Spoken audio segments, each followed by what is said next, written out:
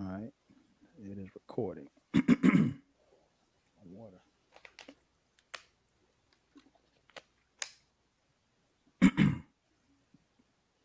And just like that, we are back. Ladies and gentlemen, thanks again for checking out this edition of the 12 Kyle podcast. I'm your boy 12 Kyle. And as you can see, we are taking it back. We are going back to 1996, October, um, to be exact. We're going back to 1996 to celebrate, and we're going to reevaluate and break down. Not October. I don't know why I said October. I meant to say November 5th of 1996. On that day, Tupac Shakur, aka Makaveli, released his album, the Don Killuminati Theory, the 7 Day Theory. This album is turning 25, and we're here to celebrate it. A lot of things around this album. We're going to get into the tracks and talk about everything. And I got a special co-host, man. Let me tell y'all a little bit about this guy right here. He and I actually discussed doing this podcast. Jesus. I think before I actually had this podcast. I think it was when I had the radio show.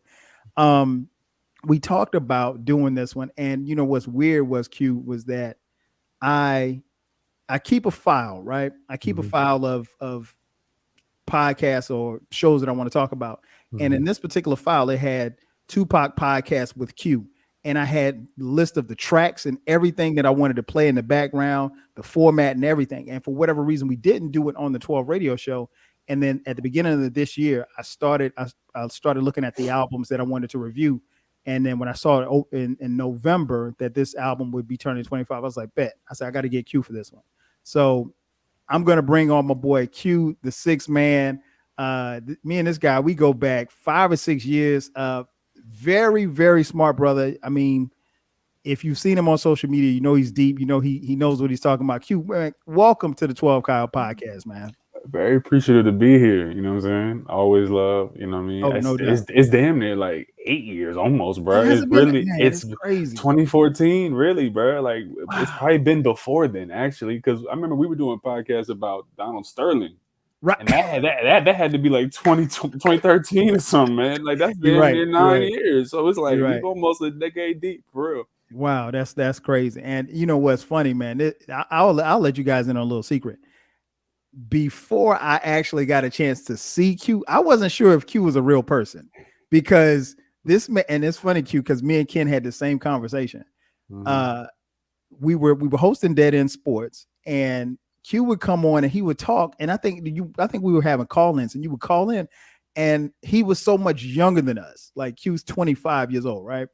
And so I'm like, I was telling Ken, I was like, are you sure this is a real person? It might be somebody, it might be spam or something, man. I was like, because he's way too deep to be 25. I was like, I need to know more about this dude. And it wasn't until we did something live or something where we could actually see you. And we was like, oh shit, he's real. Yeah, man, the internet be playing games sometimes. People be like, "Oh, I'm 30," and people be 60, and you know what I Right. mean. That's how it be. But I was like, man, this dude is he's way too deep to be that young. I was like, if I was that deep when I was that young, I'd have a whole lot more money. But man, welcome, man. I again glad to have you here. This guy's really like a little brother to me, man. I, I always start by when we're talking about albums, I always go back to, the background as far as like what people were doing when the album came out. And like I said, you're 25, so you were in diapers literally when this album came out.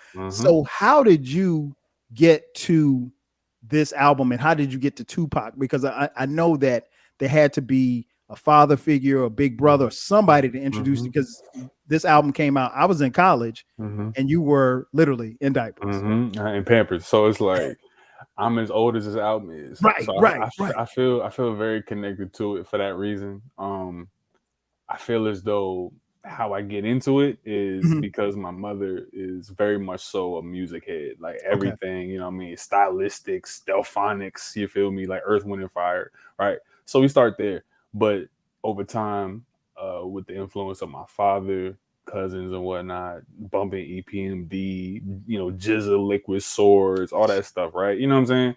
Like that's Mhm. the foundations of my hip hop stuff.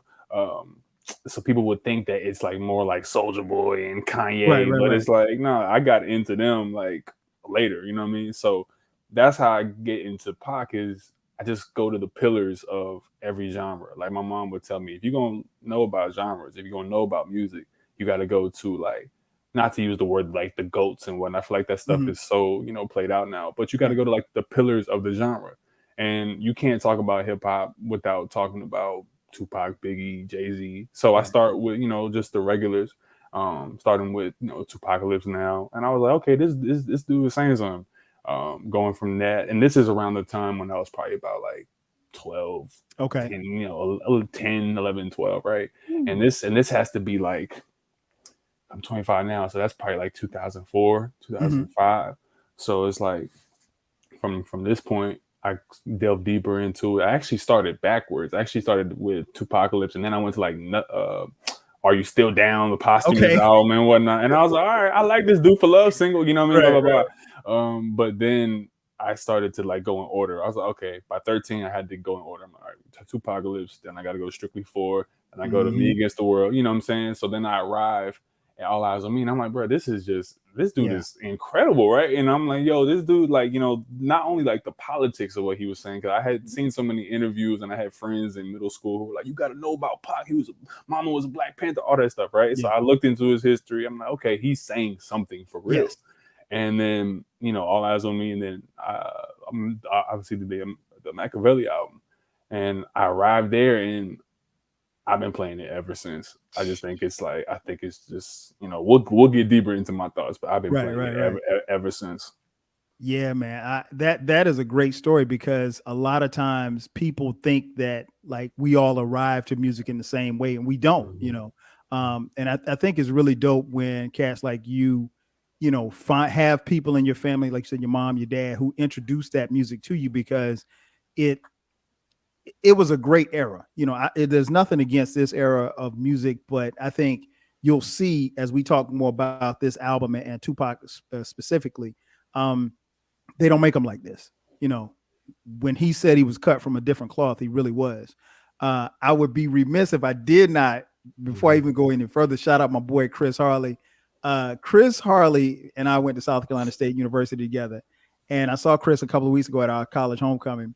And Chris, as soon as he saw me, he gave me dab, gave me hug. He told me he loved me. He gave me a bottle of Ciroc. And after that, he proceeded to tell me how much better Tupac was than Biggie.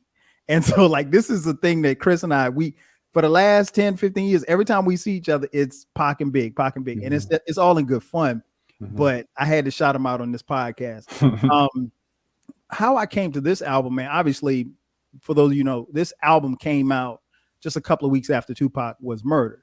Um, I'll be honest, man. This album found me and a lot of people in a really weird space. And the reason why I say that is because like we didn't expect Tupac to die. Like nobody expected him to die. And I talked about it in another podcast, and it's worth mentioning again here. Pac got shot on September 7th, right? Mhm. I think, and he passed away on September 13th. And I think on September 11th or 12th, somewhere around there, the news that we got, because keep in mind, there was no internet. The news that we got was he was doing better. Mhm. The only thing we had was that Tupac got shot. It was, in Vegas after the Tyson fight, so forth and so on. There was, speculation as to who did it or whatever like that. Um, but beyond that, it was very little news that we had. It's so foreign from how it is today, where you would have had TMZ on the scene, we would have had Twitter, we would have had everything, we would have known his blood pressure. You know what I'm saying? Oh. Mhm. And so, like, I remember getting the news on September 11th that he was doing fine, and it was like, yeah, they expect him to recover, and we was like, oh snap, so Pac got shot. We were, a little disappointed and sad that he got shot, but you thought in the back of your mind, okay, well, he's going to be fine. He'll make a record about it, Cause and, Quad Studio. yeah, exactly. And Mhm. so we thought that was going to be what it was. And then like I just remember when I got the news that he died, I was like, I couldn't believe it. I was like, no. So I went to the radio because again, there was no internet. I went to the Mhm. radio, and the radio, as soon as I went to the radio, I went to 3 different stations, and all of them were playing Tupac songs. Mhm. I was like, oh my gosh. And then the guy came on and said that, Pac was dead. And so, like I said, this album found us in a really weird space because, we had just lost him. And so it gave us a little bit of life and good feeling of hearing it. But it was also sad because we like, damn, we're not gonna get this anymore. And we lost a really good dude. And I mean, like at that particular time, by the time the album comes out a couple of weeks later, there's all kind of speculation. We of course heard that the FBI was following Tupac the night that he was murdered, both he and Biggie, and that has been confirmed. But I mean, say what you want about the FBI, we already know how that goes. Mhm.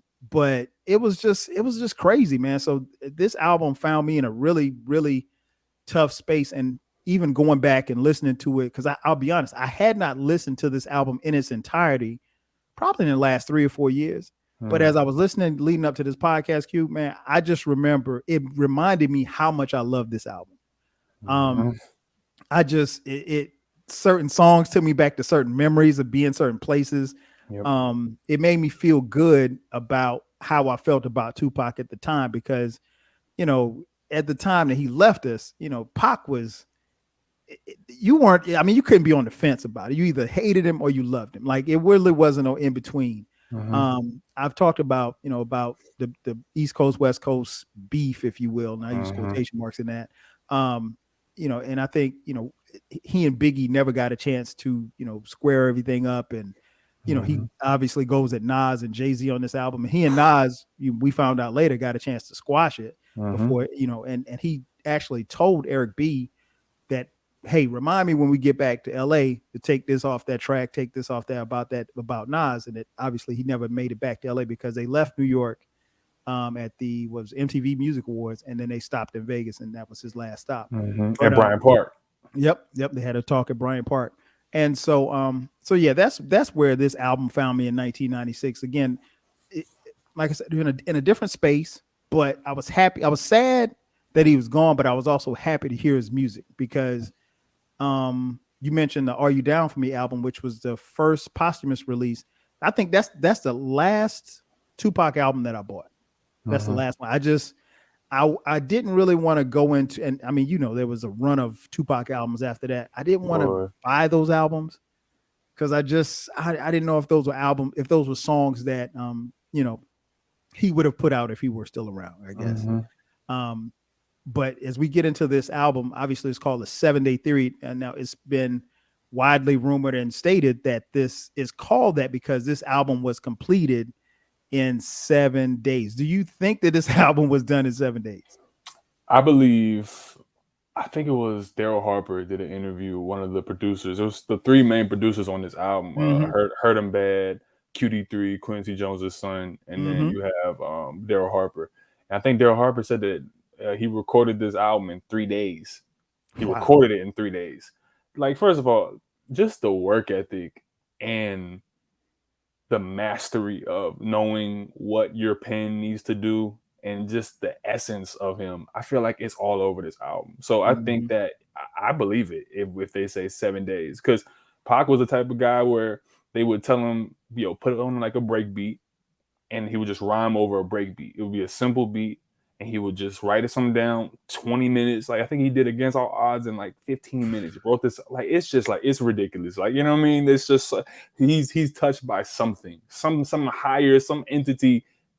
Like to me, this album is a conjuring of so many ancestral, like just understandings because there's so much code on this album that we're gonna It get is. into. It It's is. so much coded stuff on this album that people don't really get. So much black tradition that his mother's put into him on this album that people don't really grasp. And that is the reason why I do believe it was probably done in 7 days. Because when you have all these lessons that he wanted to give us on this body of work, I think it just spills out of you naturally, you know? Right. Yeah, I agree, man. I think I wasn't surprised when they said it was done in 7 days. I actually believe that, and I'll tell you why. Because Pac was really on some hustle. Like when he got out of jail, it's well known that Suge got him out of jail or whatever like that. And he owed Suge and he owed Death Row, in his words, his life. And so, but he had an album, he had some albums that he was due for that particular label. So, and they said Pac would, it would be nothing for him to do 3, 4 songs in a day. He was recording like crazy. Mm-hmm. And that's, I think that's why we were able to get so much music even after he left us. Mm-hmm. But his work ethic, I think the time and everything that he put into his rhymes, I could definitely see him knocking out this album in 7 days.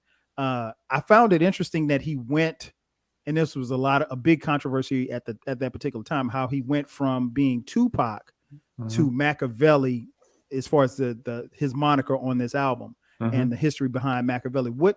What was, I guess, what did you take from that, or what was explained to you about his name transition from Tupac to Makaveli and the significance behind it? Because, you know, of course, there's some conspiracy theories that, you know, he faked his own death and he's hiding in Cuba and all this stuff like that.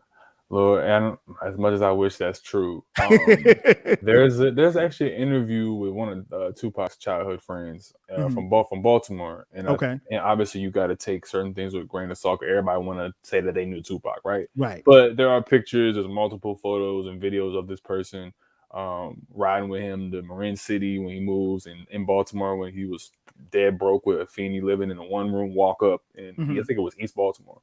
Oh, wow. So I think that this man told us a story about how being at the performing arts school, he was like, "Yo, this Makaveli dude is dope." You know what I mean? And this is Pac around like what 12, 13 years old. Right. You know, going back and forth from New York, and he was on top of that, I think he always had an affinity for the Machiavelli story in the book, and the, you know, like the whole narrative behind that, and just the tactics of, you know, how to fake your own death or whatever.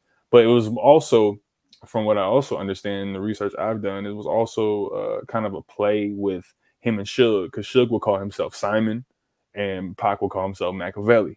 And if you listen to All Eyes on Me, like Hearts of Men, he was like, I'm, you know, Mr. Makaveli. That's what they tell me. You know what I'm saying? So he had been saying this on records. So I think that people kind of not took it out of context, but people took it to the umpteenth degree of like literally, you know what I mean? Where it's like, yo, this is not necessarily a declaration that he faked his own death. It's just more so like, you know, I'm like almost like a moniker. It's an alias, you know?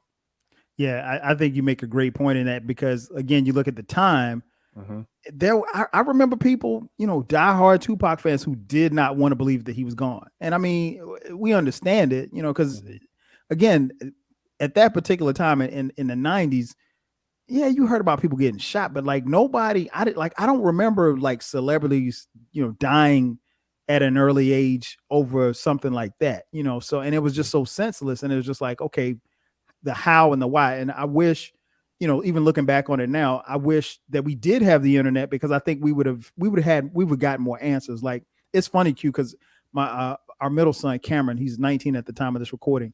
Cameron is a huge Tupac fan, right? And Cameron will ask me, he'll ask me the most randomest question. He's like, Dad, well, you know, if Pac got shot, you know, how do they know that such and such didn't do it? And I'm like, well, Cameron, I don't know. I was like, he was on a Vegas Strip. I was like, the word that I got, he was on a Vegas Strip. It was a, you know, bumper to bumper traffic. So, and nobody saw nothing. I was like, now we know somebody saw something. Come on.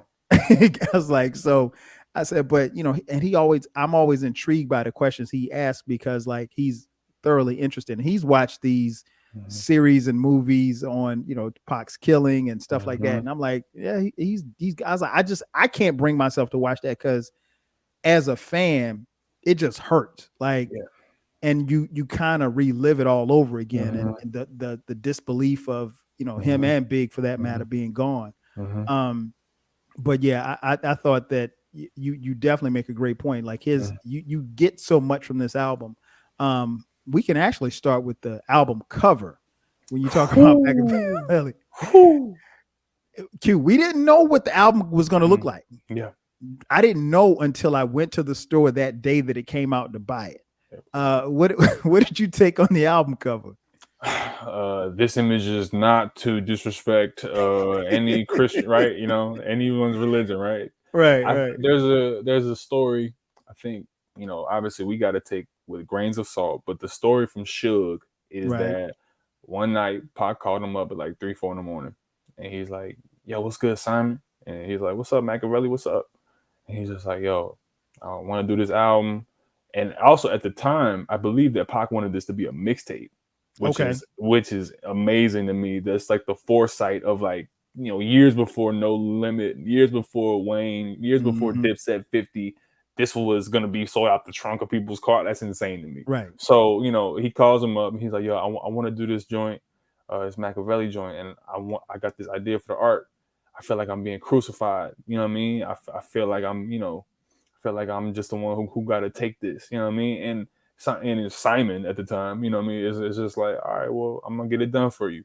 So he goes to the art department at Can-Am, at Death Row, and he's just like, "Yo, Pac want to do this." But this was like, I think it was 3 weeks before he died that they were putting this press together. So it's just like, a lot of people do believe in energy. A lot of people do believe in like self-fulfilling prophecies and whatnot. But I do think that there's some credence to the fact that Tupac understood that not only his politic, but who he was representing for with his lyrics, it gave him a short amount of time. There's a book that I'm not gonna get too in depth when I'm speaking about the album, but there's a book called "The FBI War on Tupac Shakur" by a researcher named John Potash. Okay. And this book, in full detail, court documents. Obviously, there's some speculation within the book, but the court documents, the label documents that are put forth in this that are verifiable from his family members, people like Watani Taihimba, who was his manager during the Tupacalypse time. You have people like Chokwe Lumumba, who was his lawyer during the 94 sexual assault case that they gave him severance for and ended up trying Haitian Jack for the rape instead of Tupac. You remember they put him in jail for groping her butt, right? Yep. So when people try to throw dirt on his name, I think people need to look into this book because there's such a narrative and a deliberate defamation of who Tupac was. Because like you say, Kyle, when we look at the album cover, it's very easy to look at it and be like, "Oh, he full of himself. He thinking this and that." But it's just like, but when you look at his Death Row contract, they said you have a 3-album deal to get out of this deal. All Eyes on Me is a double disc. Yep. There you and go. Makaveli's the 3rd album. That's it. And then he dies before the 3rd album comes out. I'm not saying anybody believe what you want to believe, but please read this book by John Potash. There is a narrative we are getting, and Kyle, let me know if I'm wrong here, but my dad, he tells me he was like, "Yo, he was bigger than Fresh Prince for like 8 months." Yeah.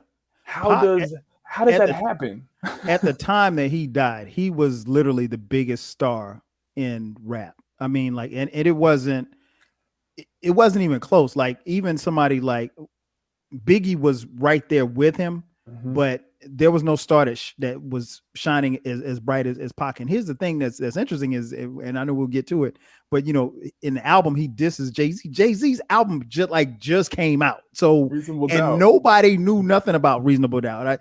I wish I talked about it on another podcast. I wish I had time to talk about Reasonable Doubt. For as great as it is, it was not something that was hot on the streets like the first 6 months to a year that it was out. Like the people who had it loved it. I had it, but it wasn't like Jay-Z was some household name. He came at Nas. Nas was huge. Nas was, a hip hop god at that particular time. But I mean, Pac, his level of celebrity and stardom was through the roof. I mean, he had done movies. He was on another level. And I think really, he was just really scratching the surface. And what's interesting, Q, is that like, it wasn't until probably about, I don't know, man, maybe about 10 years ago, I was having this conversation with somebody and it dawned on me how old he was when he died. Like, I knew how old he was, but like, he wasn't that much older than me, but he seemed so much older and so much wiser. He had been through so much stuff. And he was somebody that, people won't say it, but he was somebody we looked up to. And we got a lot of game and a lot of wisdom. And Tupac was a lot of different things, man. I mean, he would be riding on fools on one song, and the next song he, talking about women, and the next song he's bigging them up, But that's just who Pac was. He was a complex person, but who he was at the core, I think we knew through his music. And I don't think that, a lot of people got a chance to really, if you really listen to his music, I think you can get a chance to see that. But if you get beyond the bandana and all the flash and flame, all the stuff like that, you can see who Tupac was. but yeah, you make a great point, man. I'm definitely going to check that out because it's so much stuff that is verifiable when if you're just dealing with the facts and stuff that Mhm. happened, even the night Mhm. that he was murdered and what was going on or what was surrounding him. Mhm. Um, it's I, I don't know, man. I still, and that's the thing I think that's frustrating when you think about Pac and Big in that aspect. Mhm. It's so many unanswered questions. Even I mean, 25 years later, still Mhm. unanswered questions. Mhm. Um, but yeah, this album, when I saw the album cover, man, I was blown away. It's just like it's an amazing cover in retrospect because of just the energy that the album holds, and you're just like, damn, they really did crucify this man. If you do believe a certain thing, or even if you Mhm. don't, you can believe that he was crucified prior to. I just want to state my biases and state my opinion plainly for the people. When I read that book, it confirmed a lot of what I already thought. Okay. Um, and what I think about Tupac's death is I don't think it's a death or a murder. I think it's an assassination. Mm. Um, and I think I use that word clearly because if you think about every living example of respectable black manhood, I know where you're going. it's been extinguished at every point. It's been Mhm. removed, it's been degraded, it's been defamed. Oh, don't be like him, or oh, we can't allow this. Malcolm X, Martin Yeah. Luther King, Medgar Evers. We can go on and on and on. Matulu Shakur. It doesn't matter. You know Right. what I mean? Even Jesse Jackson, they put the photos out. You know what I mean? All that stuff. Right. With the even like the mayor in DC, he's on crack. You can't have him doing that. You know what I mean? So it's Right. like every time that there is an example of black manhood that is slightly respectable, they throw something on it or they have to defame it. And this book clarifies so much for me because the stories of what everyone has said around him, from my father to my uncle, is like, yo, this dude's bigger than Fresh Prince. How does the biggest rapper in the world get killed on one of the busiest strips in Yes. America? And no one has photos, no one No, has a camera, nothing. no one has Nothing. nothing. And in this book, they revealed that 20 minutes before he got killed, they got pulled over by the police. Yeah. People Yeah. don't even know this. You There's know a what I photo mean? of that. The photo when you see of in the BMW, Mm-hmm. Pac's on the passenger side, Sugar's Mm-hmm. is in the driver's seat. There's a Mm-hmm. photo. That's the famous. That was the last photo, and Mm-hmm. it's ironic. And Q, we never put kind of two and two together back then. Before that, like, wow, how would that photo be there?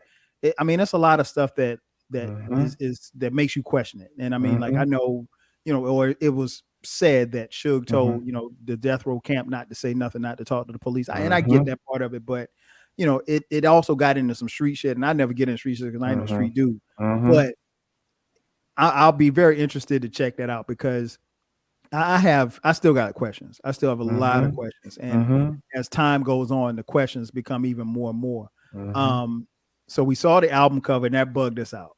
Yes. And so then we get before I even get into the tracks, what did you think about the production? This production, you mentioned, the people that produced this album. Mm-hmm. It doesn't sound like All Eyes on Me. This album Mm-hmm. doesn't sound like All Eyes on Me. It doesn't sound like Me Against the World Mm-hmm. sonically, but I think it really fits where he was going. Like he didn't have to have, how can I put it, over the top production. Mm-hmm. This production, I think, fit the pocket that he was in. What did you think about the production on this album? I always say it like this: if All Eyes on Me was the party that lasts all day and all night, Mhm. this album is like the cinematic Dirty Harry western that ends with the shootout. You feel me? And everybody goes out in a blaze of glory. You know what I Right. mean? But the production on this album is incredible to me because I think it gets back in that Me Against the World pocket a little bit. And obviously that was way more New York, East Coast based. Mhm. But this I really do believe that this was going to be the sound of the later 90s, 2000s had he been able to live, because I think Pac was saying in a couple of interviews I was watching with guys like Daryl Harper, Hurt 'em Bad, and QD3. They were like, yo, fuck what they doing in, the other thing. This whack room, what they had in Can-Am, they had a studio room called the whack room where they brought in guys who they thought didn't really have what it took to really make it on bigger albums for Snoop, Right. Michel'le, and whatnot. But Pac was like, yo, this dude, Daryl Harper, he making beats every 20 minutes. Yo, this dude Hurt 'em Bad. Like, yo, he's giving me some of the most fire I've ever heard. And the pocket I'm in and what I want to do, and just the conversations that they were having when recording. Apparently, Pac was saying, "Yo, I want to get back more to the teachings of what my peoples taught me and what I was able to put on, like Me Against the World and Tupacalypse." And I think that the production on this album is just so stellar because you have strings, you Mm-hmm. have these great guitar riffs, Yes. and it's just like you have there's even a Prince sample on To Live and Die in LA. Yep. You know what I Yep. mean? So it's like the haunting bells and synths that you get on this album. Even a joint like even my least favorite song, I've come to love it. Like even Just Like Daddy, I love the Yeah. synth on. I love the synth on that on that song, man. Yeah. you know. Yeah. Yeah. I'm with you on that. That one is funny because like the first time I heard it, I was like, I don't remember that because like I always what I try to do, Q, is when I'm reviewing these albums, I try not to look at the track listing when I listen the first couple of times I listen just to go through memory, see if I can kind of guess what the next song is, particularly if I haven't heard the album in a while. And that came on, I was like, yeah, it's okay. I was like, Come with me in the time. right. I I'm don't like, know. yeah, they could have used Jewels or somebody for the hook or something, Yeah. But this album was absent of, you know, the death row camp. I mean, obviously, he and Dre had fallen out or whatever the case may be, but there's no Snoop on this album. There's no Dog Pound. There's nobody. It's just, him and the Outlaws. And yeah, I really, really enjoyed, all of the aspects of this album sonically. It like you said, it took me back to, the Me Against the World. It took me back to Apocalypse Now, Strictly for My Niggas. It did all of that. I think, and it's like I said, it's not over the top production, but I think it what it does is it brings out the best of Tupac. So we get into the tracks. Track one, Bomb First, my second reply featuring Outlaws. What'd you think about that one, man? First of all, I have two versions of the Makaveli album, and I listen to Okay. both of them actually. I'll have the OG version where it's just Pac in the studio, you can hear his outtakes, Mm-hmm. and then I have the original, and it's also on YouTube. Y'all type in on YouTube if you want to hear the original version of Makaveli without like the skits and without like the Okay. dude coming in. Pac on the original version, he's like, "Yo, motherfucker, still breathing? You niggas still breathing?" And Yeah. you know what I mean? And it's just like, but on the original versus the retail comes in with this dope. It's so haunting to me. Where Mm-hmm. it's like you have these funeral bells. It sounds like they're outside of Pac's funeral or something, and it's just like the whole shook shot me stuff. We've come to figure out that was just a reel that they used from a movie of sidewalk talk and whatnot. Right. But just that whole mystery that lasted and still lasts for a lot of people. They still don't know this information. People talk about that all Bruh. the time. Yo, he said shook shot him. Still- Did you hear that? Like, dude, people want Pac to be like, Jacques Cousteau or something, man.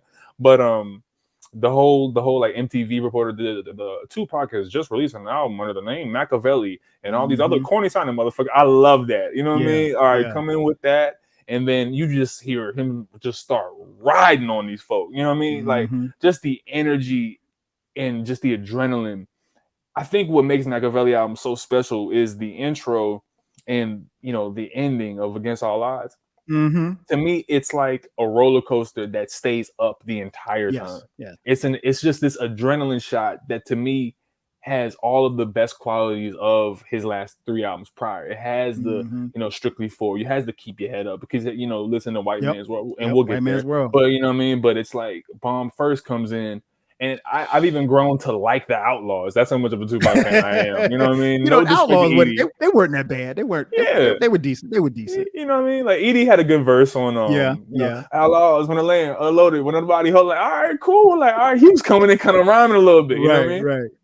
Yeah. This is a perfect lead off to an album. I think I just remember hearing it for the first couple of times. I was like, yo, like that. I was like, that's the Tupac that I remember. Like, I think, and I was gonna talk about this a little later, but I can admit it now. Personally, I realized after going back to this, I'm not saying that it's better, but I like this album more than I liked All Eyes on Me. Now, my favorite album is Me Against the World from Tupac. Of course. maybe it was where he was and where I was. I was in college, what I was going through at the time. That album was dope for me playing football. It was something I listened to in the dorm or before I went to practice, before I played in the games. So many tears, man. So Yeah, many man. I mean, like it was something that I still even bump to this day. Um, but I like this album. This listening to it reminded me how much I liked it more than like All Eyes on Me. I was like, it felt like that was a Death Row album, like, but this felt like a Tupac album. It just and I, the difference, between the Death Row and now. And it's not to say that one is better than the other. It felt like Tupac. Bomb First was crazy. It was crazy. When I heard it, I was just like, yo, this is that. I was like, this is the Pac that I remember. Then obviously we get to track 2, Hail Mary. Man. Listen. Man. Man. All right. Kyle, it's just like, Kyle, first of all, before we get there, where do you fall on the great debate of greatest opening rap lines? It was all a dream. I ain't no killer, but don't push me. I ain't no killer, but don't push me. That's what, like, that because shit. Like, that's that shit. It was all a dream. Okay. Admission. As much as I love Biggie and as much as I love Ready to Die, that album, Juicy, I've heard it enough. I'll just put it like that. Even like when I play it now, if it's on, I'll listen to it, but it's not something, because we heard Juicy every single day. It was on black radio, it was on white radio, it's on MTV, it was on BET. So I just, it's okay. It's not, and again, it's no knock, but that, to answer your question, no. Podcast it better. I think it's the greatest opening rap line ever, man. Because when you understand what he was going through, Pac was getting death threats from the feds. He was getting death threats. I mean, his own city from, LA, you know what I mean? He was a city he adopted. The coast really adopted him in a lot of ways, but there was still turmoil because at this time, Pac was actually, people don't know, but Pac was actually orchestrating gang truces in Compton. And also why I think it's an assassination, because the 2 people who were also around Death Row were 2 heads of the Compton gang unit.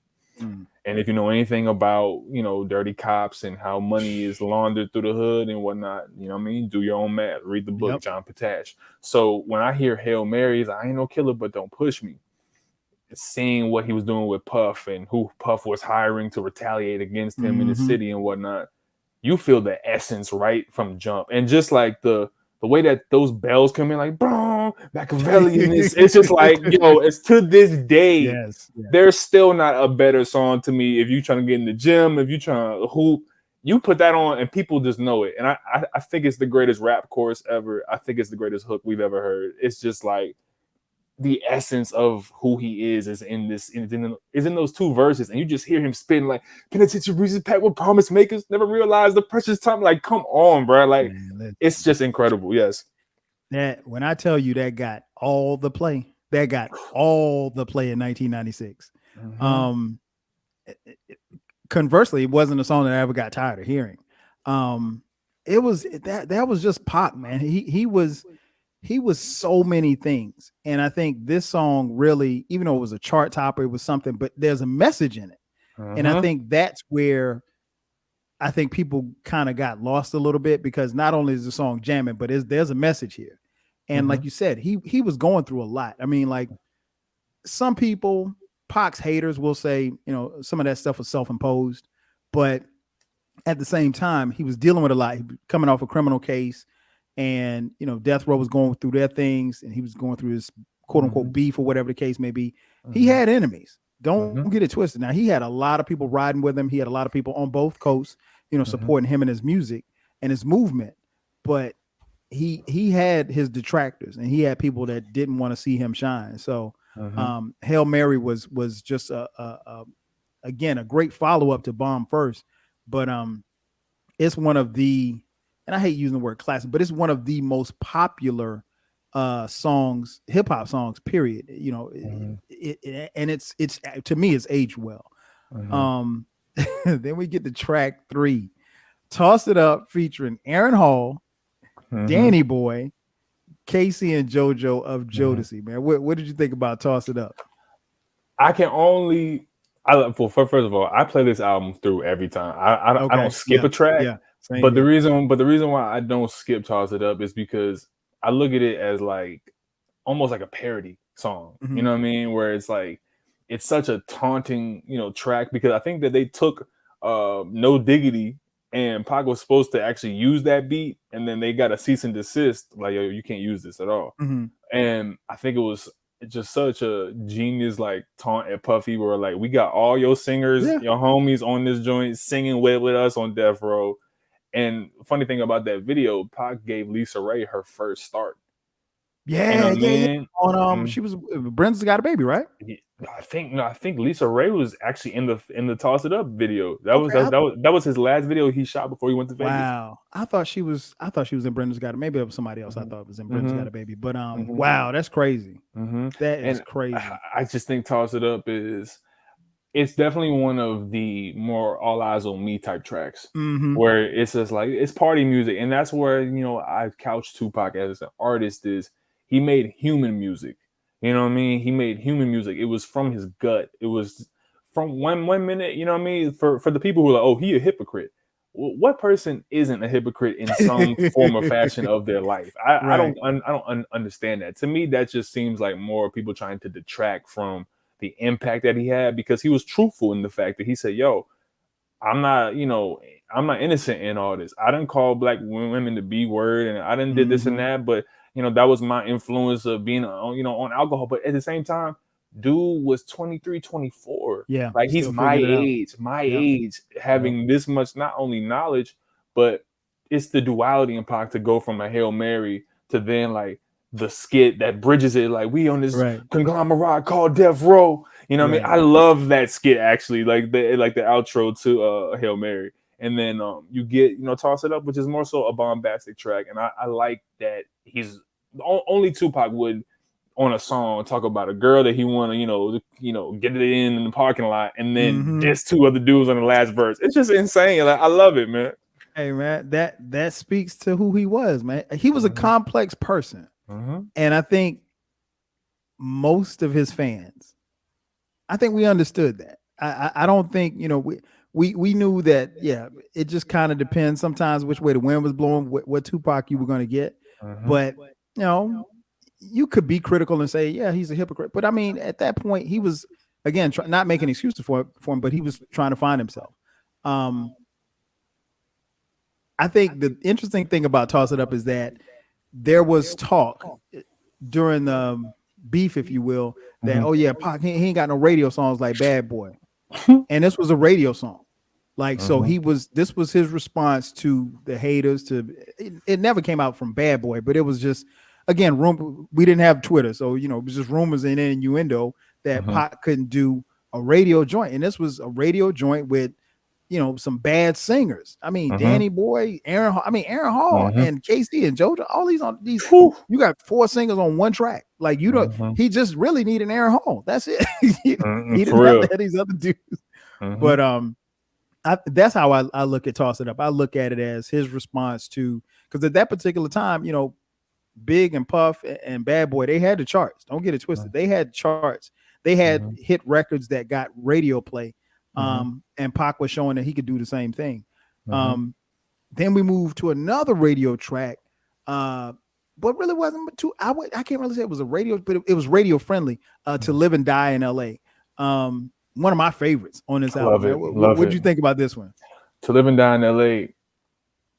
To me, the Makaveli album, I keep trying to do overview and then go into the song. But when you get to this joint, if Pac understood that he was on borrowed time because of not only his politic but his strategy with the All Eyes on Me album, QD3 has an interview where he says, Pac was, on the All Eyes on Me album, he was trying to show that he was relatable to basically black youth and black Mm-hmm. men, black women, in the community that was more in the urban center, and had like not little respect for the old 60s, 70s old heads who were still preaching, black power and whatnot, right?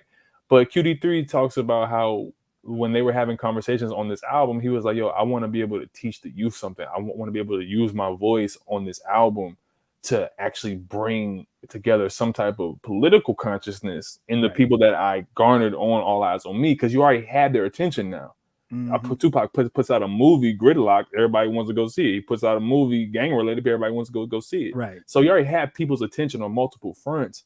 So when you get to a joint like To Live and Die in LA, if I'm to understand that he knew he had borrowed time, this is like his love letter to how LA took him in, and he's just like, yo, if I don't make it, y'all know I love y'all because y'all showed me so much love. Like, and even in the video with him with the orange being like the orange guy and going down to Crenshaw High and all that stuff, man, it's such a beautiful love letter, and just the strings are so sentimental to me.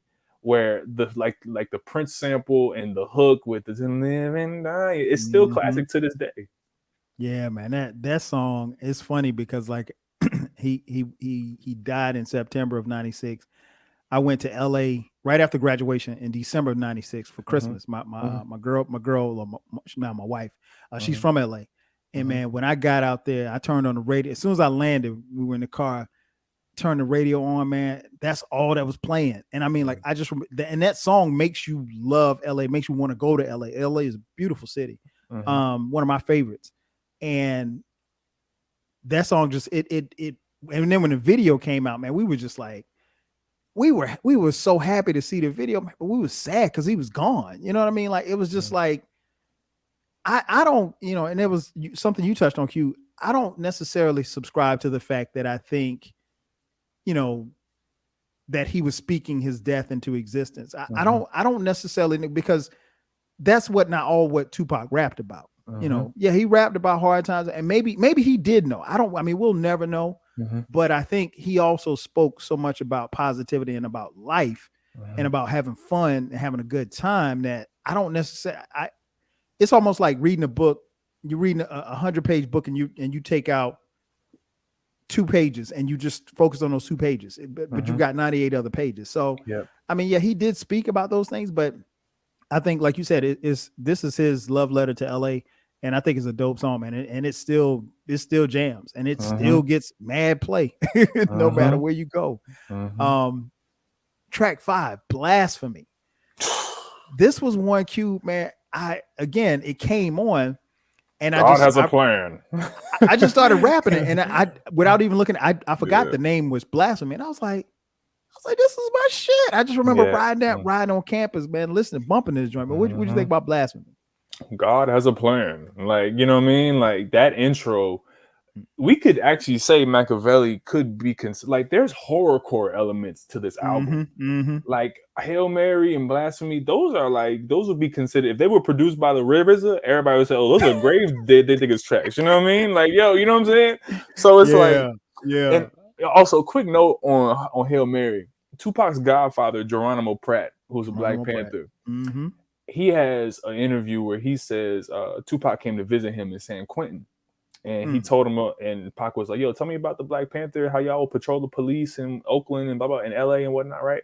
And he told him, well, we had this policy where if you were on patrol and you had a firearm with you, you had to be prepared to use it. And the policy was called Ride or Die. Wow. So when people really listen to this album, please understand there's so much. I think I call them Pantherisms, but there's so many little Pantherisms in this album. Like, do you want to ride or die? Like that, like, and it's funny because Geronimo, when he heard it, he was like, I just smiled because I know that he's talking to me in this this verse. So when I hear Blasphemy, I got advice from my father. All he told me was this, nigga, get off your ass if you plan to be rich. Oh my goodness. But that skit leading into just some of the greatest verses, like I think his metaphors I think it's a metaphor for the rap game personally. Because, bridging Hail Mary with Blasphemy, I think that they are sibling songs where he's like, follow me. You know what I mean? I think that he's trying to lead rap to a different way. And at this time, he's recording an album with East Coast, Midwest, and West Coast rappers called One Nation. So you even hear that on Against Our Lives, like One Thug, One Nation. You know what I mean? Mm-hmm. I really do believe that blasphemy is a metaphor for what he's trying to do in rap, where he's like, we need to get all of this, gang banging and killing. He even says this in the interview, all this gang banging and killing and quote unquote running trains on black women. We need to get all this shit out of hip hop. We need to get all this shit out of our communities, and we need to bring that together and bring a new type of unity. And blasphemy to me, when he's talking about I'm coming for the Pharaoh's kids, bruh, analogies for Puff. You know what I mean? Man, Come on listen. now. And blasphemy, double meaning, blasphemy as in the biblical sense, or Mm-hmm. blast for me, Mm-hmm. like it's, man, listen, this, and this is what I talk about a lot of times on this podcast, where when music is really good, and you don't even have to talk about whether or not it's classic or not, but when music is really good, you're able to get something from it each time that you listen to it. Maybe something, maybe one day it might be a snare, the next day it might be a verse that you never really paid attention to. Oh man, okay, I know what he's talking about. Because sometimes we consume this music much like you did, probably when you were a lot younger. So some of the references and stuff might have gone over your head. Maybe some of the historical aspects might have flown over your head. And then as you get older, you realize what it is that they're talking about. Mm-hmm. And I think this, Pac was definitely headed in a different direction. And this song right here was one of those other songs that really gave me that feel of Tupacalypse Now. Cause that was the first time I heard him. I want to say Tupacalypse Now. I was a freshman in college, I think. Mm-hmm. I was either a freshman or I was a senior in high school, one of the two, but blew me away, cause that didn't sound like the dude on, same song with Humpty Hump and them. So so yeah, that was a dope track. Then you get into track 6, Life of an Outlaw, featuring the Outlaws. What you got on this one, man? This is the magnum opus of the album. Yes. Those strings, like it's like an Italian opera where you just hear like it's just some dirty, hairy Western Clint Eastwood. Yeah. Like, oh, I explained the game, niggas ain't listening, stuck in positions. Like, bruh, this Blasphemy, Hail Mary, all of these songs for me, it makes me upset when people say Tupac isn't a lyricist. Because I think that we might have different definitions of what a lyricist is. But if we're just going by a general definition of what it means to be a lyricist, it means you're able to convey ideas using different devices, whether it be metaphor, simile, and sometimes you can say things plainly that was not always, apparent to the naked eye or apparent to people. And that's what, to me, makes Tupac a lyricist. Now, is he, Pharoah Monch? No, come on now. No, but he's no threat to Rakim. Yeah, like he's not Jay Electronica. Like, what I mean? He don't gotta be that. But to me, he doesn't have to be that to qualify as a lyricist. When you have songs like Blasphemy and Life of an Outlaw, where he's like Code 3, attack formation, pull out your pistol, keep an eye out for them devils because they itching to get you. Like, bruh. Lessons. Listen, bro. Like, he's not just talking some low. This is cool. He is talking about the police. Like, he is talking about them people. So it's like, man, this song is the glue to this album for me. And even the Outlaws all got off on this song. I'm like, yo, even Napoleon like went crazy on this last verse. I was like, all right, but the production. Bro, the hook, man, like Napoleon's verse, where he's like, "Yo, would you kill for me?" Like, bro, it just gives such a like his battery's fully charged on this song. You know what I mean? Yeah, I'm with you, man. I'm one of the few people, man. I bought the Thug Life album, so I was familiar with the Outlaws. Those dudes. Now, on some of the songs, they were hit or miss, but I think that they delivered. On this album. They delivered for him. They didn't oversimplify anything. They didn't try to be anything that they weren't. And they held their own, when rhyming with Tupac. But I agree with you. I think this particular song puts it all together. And, you're right. I've often said, like, no, he's not a lyricist, because I think when I get into the debate about people about him being a lyricist, people want to bring up, the radio songs. He's not lyrical on the radio songs. On these songs like this right here, he's got, it's lessons.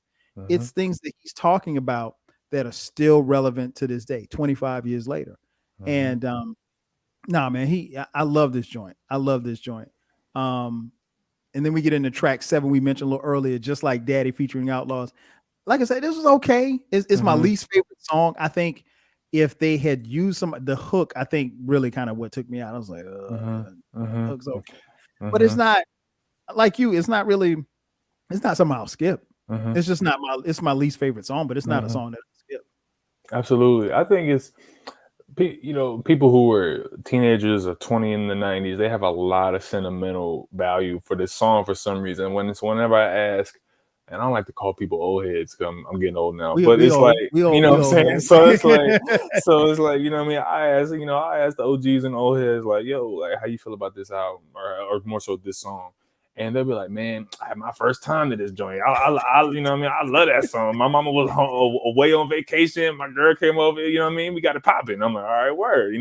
Other dudes, high school dance, man. This came on and blah, blah, blah. My prom song. I'm like, Right. word. So it's like, for reasons like that, I like to put myself in those shoes where it's like, if I was that young cat, like Mm-hmm. 18, 17, and I heard just, I'm like, yeah, I'm trying to be daddy, Right. like on Right. some words, Right. So right. it's like, I like it. It's a good song. Yeah, and then we get the track 8, Crazy, featuring Whew. Badass. Q, I'm gonna let you in a little secret. As I mentioned earlier, I was listening without looking at the track listing. When Mhm. this song came on, all you heard was "Yo," because I hadn't heard it in so long. I was like, This was my shit. This might be this might be my this might be my favorite. And I can't really tell you why. Mhm. Mhm. This might be my favorite track on the album. I Mhm. love this song. I used to play it all the time, man. Mhm. This is Mhm. my joint. I Mhm. mean, man, I can't even. I don't know why, but I kept coming back to this song. I don't. Mhm. I even to this day, I don't really know why, but this song probably, if it's not my favorite track on the album, it got played the most. Mhm. Because I think, yeah, by that time I was buying CD, so I had this actual CD. If I had the tape, maybe I might not have played it Mhm. as much because you had to actually rewind it. But yeah, I mean, Mhm. this is my. What'd you think about Crazy? This is my joint right here. I love it. Mul- it's an amazing song, multiple levels. First of all, to corroborate exactly why I believe, and not believe, but we can verify that Tupac was orchestrating gang truces on this very song. He says, "I see Bloods and Crips running up the hill, looking for a better way." Like, what I'm saying? My brothers and sisters, it's time to build. Cause even thug niggas pray. Like, Mm. he's letting y'all know what I've been doing and what they might kill me for. And I think that it's incredible that we get that. Number two, we have the quietest feature verse from Badass I've ever heard. Like, this is the most, like, the Yin Yang twins would be blushed from this, but Badass had a good verse.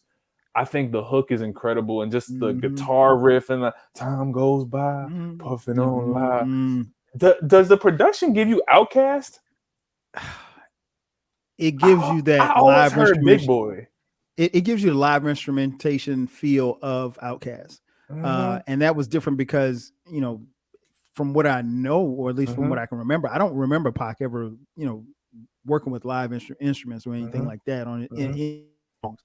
mm-hmm, Um, but yeah, it's man, mm-hmm, this when I heard mm-hmm, it, man, a couple of weeks ago, like I said, listening to it, and again, because I hadn't listened to this album in its entirety, I'll put it mm-hmm, on shuffle and I'll hear a song or two here or there, but I mm-hmm, literally had not heard the song in like 3 years. mm-hmm, I mm-hmm, was just like, yo, that's my shit. Like, mm-hmm, man, whoo, mm-hmm. good memories, man, good Yeah. memories. I mean, to close on your Outcast point, I believe Pac was supposed to have them on the One Nation album, because Wow. what people don't know is Pac was going to go to Atlanta with Mm-hmm. Kadada Jones before Vegas. But I believe that in the book and multiple interviews with his family that corroborated this information, he was court ordered to do a club appearance at 66 Deuce, which Mm. was the club that Death Row owned in Right Vegas in and Vegas, whatnot. right. So it just adds a lot of just credence to, people who are like, man, Vegas could have been some type of whatever operation set up. He was never supposed to leave. Mm-hmm. But the fact that Outkast would have been on it, just imagine those voices, Andre and, like, bro, we couldn't handle that. Like, bro, Nah, what? that would have Incredible been song. crazy. That'd have been crazy. And he would come here from time to time too. Mm-hmm. Um, Then we get into track 9, White Man's World. Whew. So many Listen. lessons on this one, man. Listen, it's incredible. Who knows what tomorrow brings? Like, man, it's so sentimental. This is that keep your head up, Pac. Mm-hmm. This is that, Mm-hmm. you know what I mean? And this is why I think this album is such a amalgamation of all of his best qualities. Right. Because when you get a joint like White Man's World, he's like, you come in, I think it's either a Farrakhan speech in the beginning or the end, actually.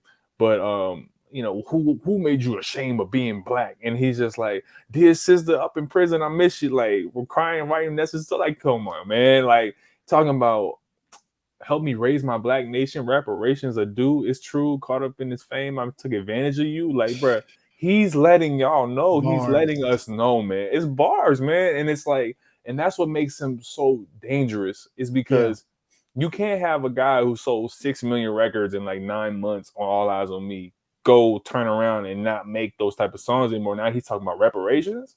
Mm-hmm. You know what I mean? Talking about free Mumia, free, Yep. all, come Geronimo on, man. Pratt. Yeah. Come on, man. Like, dude, like, y'all know how I feel. But White Man's World is incredible. Yeah. And a song like this is to me what was missing from All Eyes on Me, if there was anything missing. I mean, like you said, All Eyes on Me was like the nonstop party record. This was a lesson.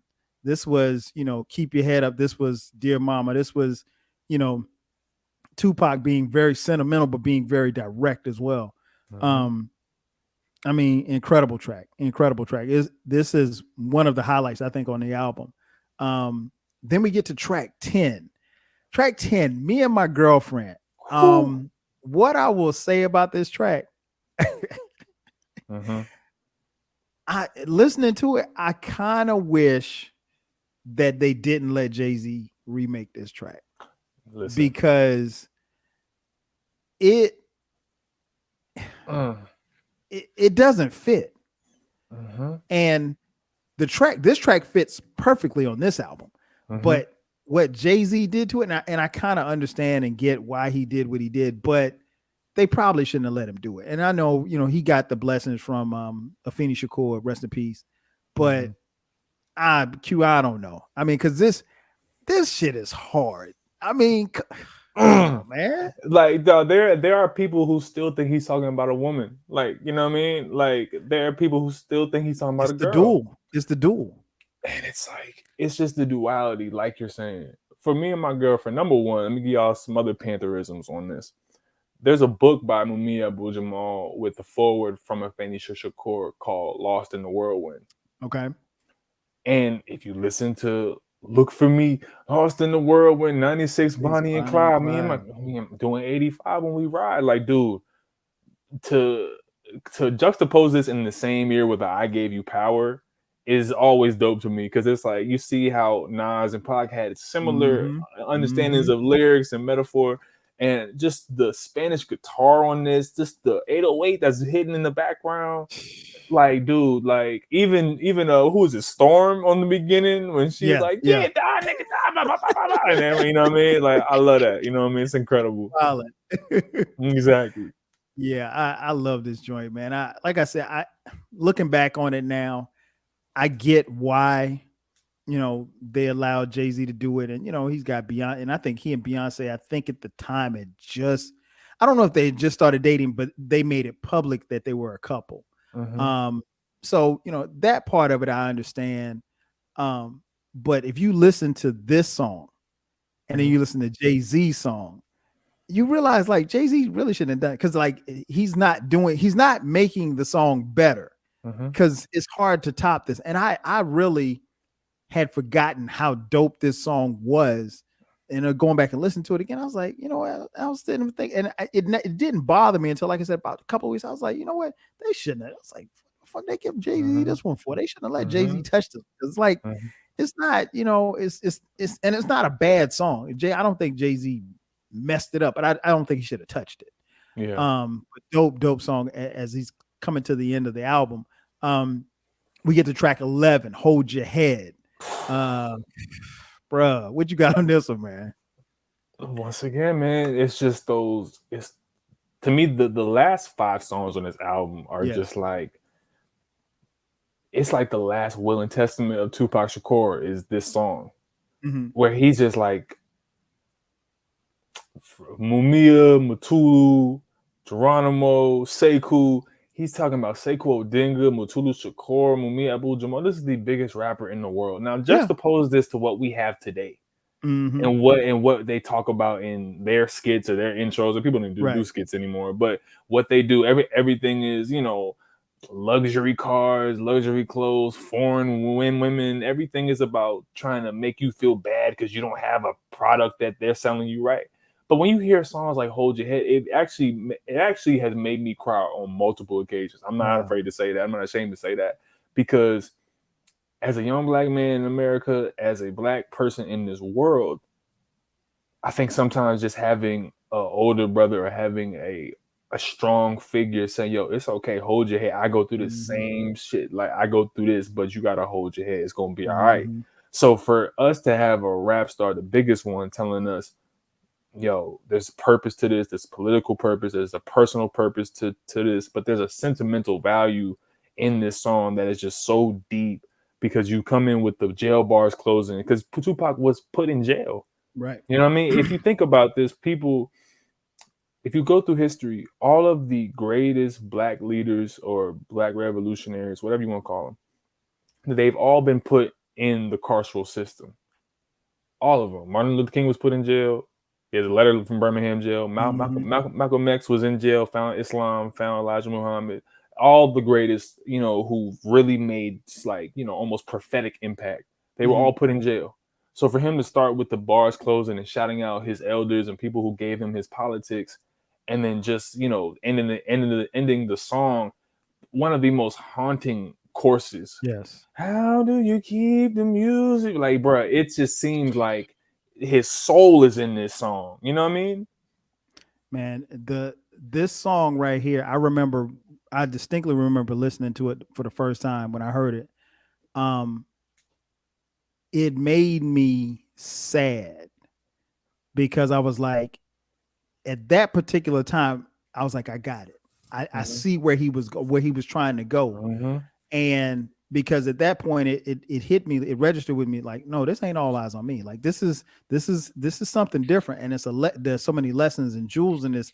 And now he's gone and we can't get this anymore. And the reality is that rap was all, it took me back to when we were learning stuff, when rap gave you lessons, basically, when they taught you about history, taught you about your people, Mm-hmm. when you're shouting out, free Mumia, it Mm-hmm. makes me as a 22-year-old kid at the time, I think, go and find out more about Mumia because I didn't know. You know what I'm saying? And I'm on a black college campus. I heard the Mm-hmm. name before, but I didn't know. But it made me want to go and find out more.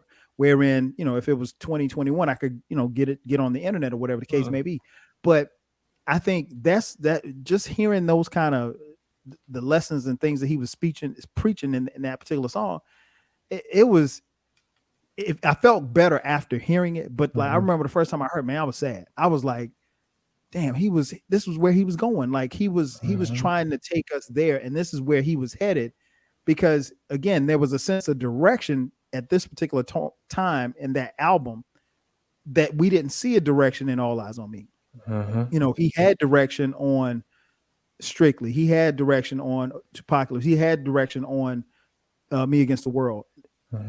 All Eyes on Me was what it was. It was a double album. It was a party album. It was a lot of different things. It was a jamming album, Mm-hmm. but it wasn't what this is right here. And I'm like, we're coming to the end of the album, and I'm like, it just hit me like, yo, this is where he was going, and I felt sad because we weren't going to get any more of this. And the reality was, Q, after hearing that song, I took a look at the landscape of what hip hop was, and it wasn't nobody else going to be doing that. Nobody. I mean, because rap was just, it was money had come involved, basically. Yep. So Corporations. hip hop was corporate at that point. And this is why I believe Tupac Shakur, he transcends people's GOAT conversation to me personally, Okay. because there's so many accounts from his family members. You can look up YouTube, you can go in the book. there was strategy, like I was saying, with All Eyes on Me. There was strategy. It wasn't just, you know, a young kid who was trying to put on, you know, a fake image. He Mhm. was actually putting on a persona that he knew was going to attract that demographic, like I say. So you're 100% correct in the fact that he was saying, all right, now that I've catalyzed this audience who's like, oh, we love everything you do. All right, if you Right. love everything I do, y'all know who Mumia Abu Jamal is? Right. Because this is real. You know what I mean? On Hold Your Head, he's like, currency means nothing if we still ain't free. We still ain't free. So, And bruh, we come still on, ain't free. man. Come on, man. Like, we can't even get NBA players to sit out for 2 Man, games. man, Q, I had a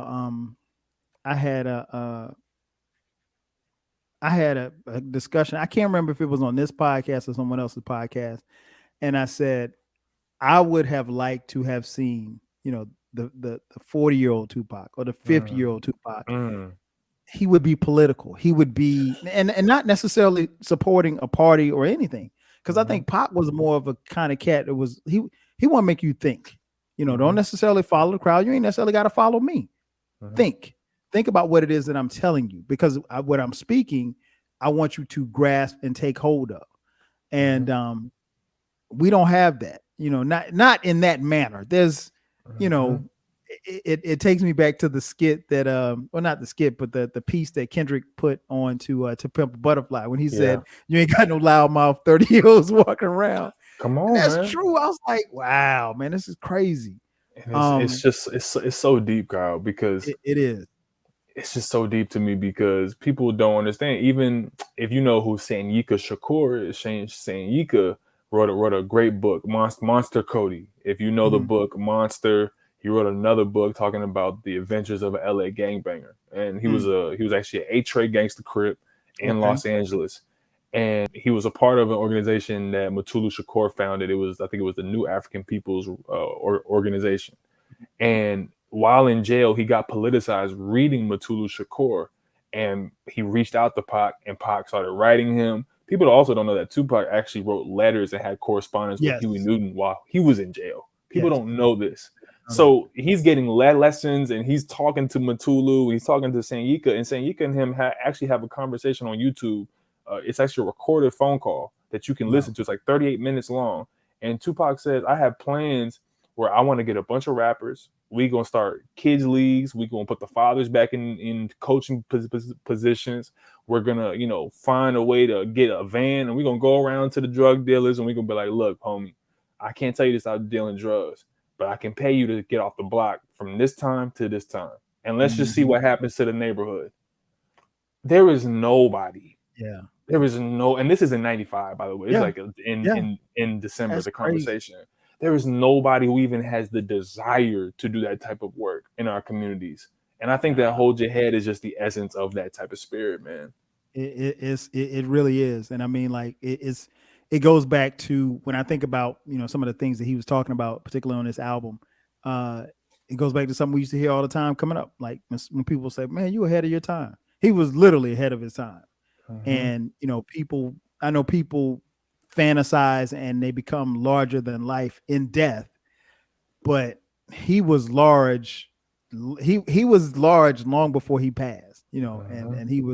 he was definitely a star. Then we get to the last track, and Ooh. this album flows pretty quickly. It doesn't feel long at all.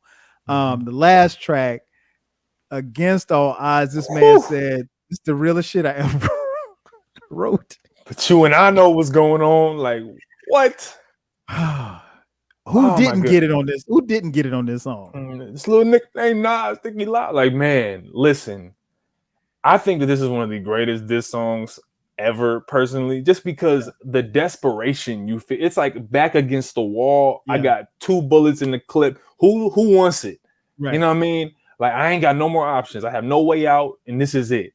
And just the wartime skit that comes in. You know what I mean? And even on the OG version, if y'all type it in, by the way, I started to tell y'all about that, but type in on YouTube the Platinum Edition Makaveli. You can hear the Okay. entire OG album with the outtakes. There's no skits on the album at all on this one. It's all just Tupac's raw emotion. It's so dope. But when he comes in,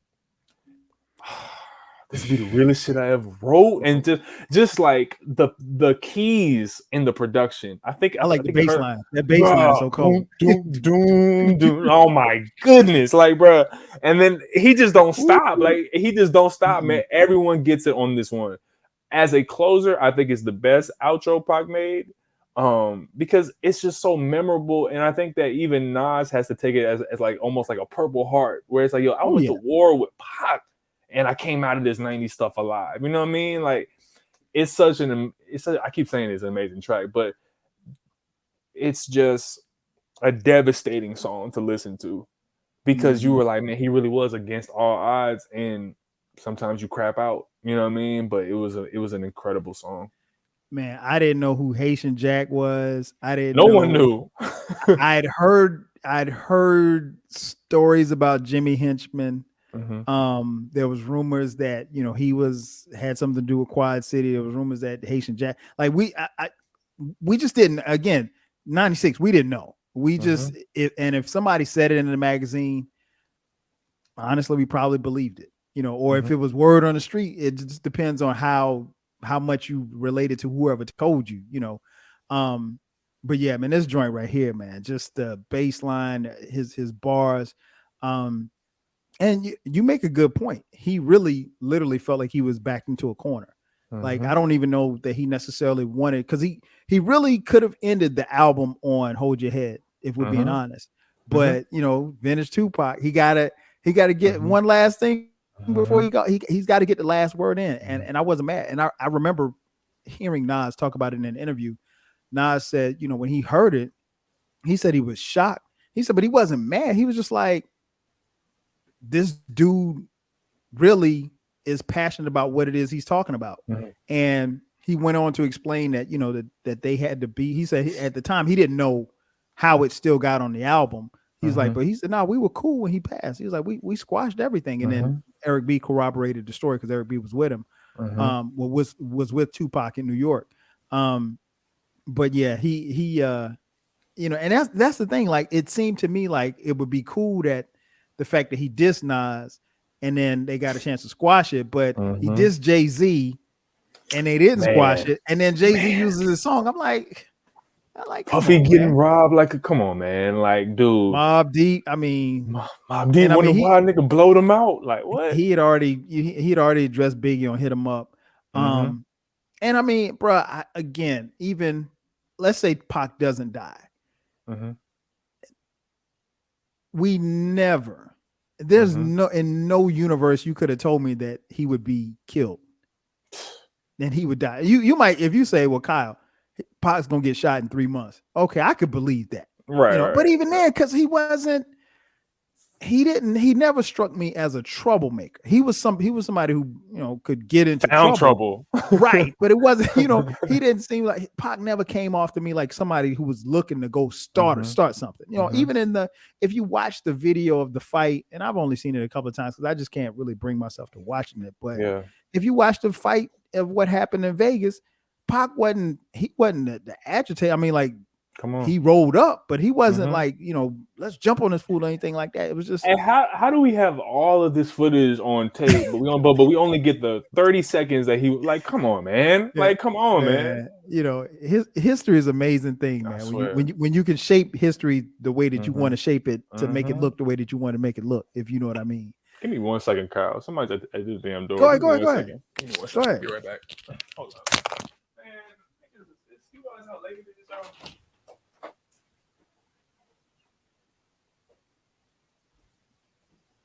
Up in the studio getting blowed. This be the illest shit I ever wrote. Against all odds. Mm, mm, mm. Mm, mm, mm.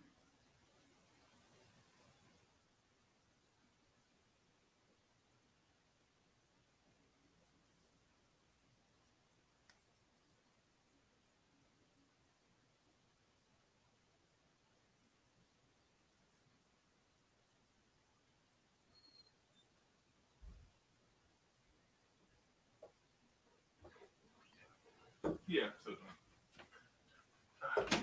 Sorry about that, dog. Damn. damn, you delivery it. No, I'm sorry, man. But yeah, no, it's all absolutely. good, man. It's all good, man. I didn't been here. I was recording the other night, and my wife's aunt stopped by. I was like, man, what's this ringing my doorbell? I was like, man, I was like, hold on, man. like, no, people know. Yeah, you don't come by the crib unless you let me know you coming. But Come on, she knew she was coming, so it was all good. absolutely. But yeah, man, that joint, Against All Odds, man, perfect way to close out. Like I said, I looked at it as Pac, having the last word, and that closes out the album. Again, man, looking back on it, it's crazy to think that this album is turning 25 years old because I just remember it so vividly. One question I have for you before we get out of here. If you were going to rank Tupac's albums, the ones that he made when he was alive, including this one, how would you rank them? Top 3? Okay. Yeah, give me your top 3. Okay, top 3. This is my favorite Tupac album. Okay. Wow. This is my favorite. Me Against the World second, but it's like a close second. It's like your two babies. You know what I mean? Yeah. And then All Eyes on Me is like, to me, it's grade A party music, man. Yeah. Like, people don't like the second disc. I love Run the Streets. I don't. I love Run the Streets, Kyle. You said something about that in our group chat. Was a couple weeks, and I started. I was like, no, I'll say that for the podcast. Yeah. I'll put it like this, Q. If, and I've said this and I've maintained this, and I still feel like this, Q. If they made All Eyes on Me one disc, it had the potential of being a top 5 album.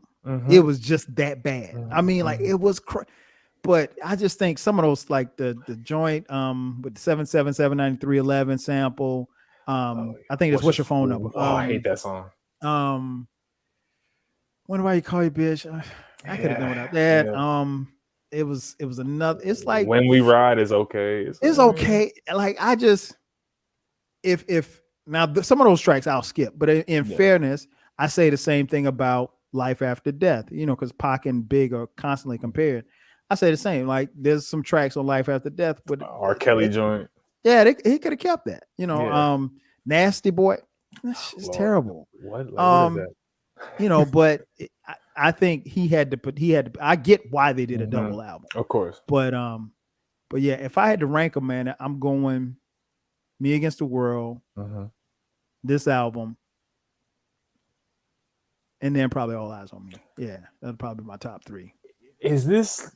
If we're talking about 3 album runs and just careers in hip hop, this got to be top 5 to me, man. Like, if we're talking about just the primal nature of like these albums and just how much they are like epochs in just his and not just like his life, but just the rap history. I think that Me Against the World marks like a transition where he's like, yo, they really out to get me. They really don't want me to win here. You know what I mean? Right. They putting me up on cases, blah, blah, blah. So I'm going to give y'all my real. I'm going to give y'all my whole soul. Cause I don't know if I'm going to get out of jail anytime soon. Right. Then we get All Eyes on Me where it's like, okay, it's Cristal. You know what I mean? Yo, it's not like we out. I'm out. Thank God I'm out. I done did 2 years. I ain't had no women. I'm about to be showing y'all what it's about. You know what I mean? And then you get just Makaveli where it's like, all right, that worked. I got all these people, 6 million records sold. I'm the number 1 rapper in the world. I'm walking on Versace stages. Now let's pivot the people to a political consciousness and still giving y'all some jams too. Cause I know y'all wanted that. You know what I mean? Right. 3 album runs, man. This got to be at least top 10 for people. Like, this is some of the greatest like run in hip hop. I think the thing that kind of supports what you're saying. I'd have to look and see who, because I've done some podcasts on 3-peats, but when I do the 3-peats, I'm talking strictly about their first 3 albums. And these obviously weren't his first 3 albums, but I think the thing that you can make a case for, and what you're saying is that who Tupac was and the things that surrounded him around each of those albums, when you factor those things into it, you make a strong case, because who he was for that Me Against the World album, and who he was with All Eyes on Me, two different. He's literally two different people.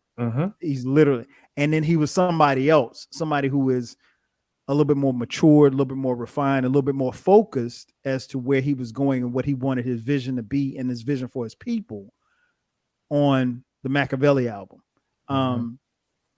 So yeah, I'm not necessarily disagreeing with you. I think if you can factor those things into that equation, what you just mentioned, because he was, I mean, like, even if you listen to Me Against the World, and because Me Against the World was done, if I'm not mistaken, right before he went to jail. That album, coupled with that Vibe magazine interview that he did where he's on the cover and he's got the glasses on, some of the most deep and retrospective things that Pac has talked about. But for some, not all, but for some, you mentioned earlier, it was an East Coast album, or at least it sounded East Coast. He kind of went back to his roots. But Pac grew up in Baltimore. He lived in New York for a while. He, lived in Oakland. Pac was, let's just be real, Pac was everybody's. He was a global dude, man. He was everybody's, man. So but yeah, I that those three albums are incredible albums. And I think history will show that. And you go back and listen to these albums, and I never get tired of talking about them. But again, I'd be honest, it's still a little sad, man, because I was there for it. And it's like, if I knew then what I know now, maybe I feel a little different. But even in some of the things that we've discussed here, and some of the things that I've researched and stuff on my own, still a little sad because we want him here for selfish reasons, but I mean, I guess it was his time. But this, I always say this: when somebody passes away, particularly an artist like this, you bring them back to life every time you press play. So come on, that's what we're doing. That's what we're doing every time we listen to it. Man, before we get out of here, Q, man, tell folks where they can find you, where they can hit you up at. For sure. This, I promise you, my brother, this will not be the last time I have you in the podcast. We waited too long. We definitely got to do this again, man. Whether or not we talk about music, we talk about life, or we talk about whatever. Absolutely. Nah, first of all, you can catch me mostly every Tuesday on Dead End Sports. We do a live show discussing all of the newest sports news in affiliation with Dead End Hip Hop. And then, if you also want to learn some history and whatnot, I actually have an Instagram page that actually has some Tupac information on there. It's my page. You can follow it. It's Finite Resource, but it's FINITE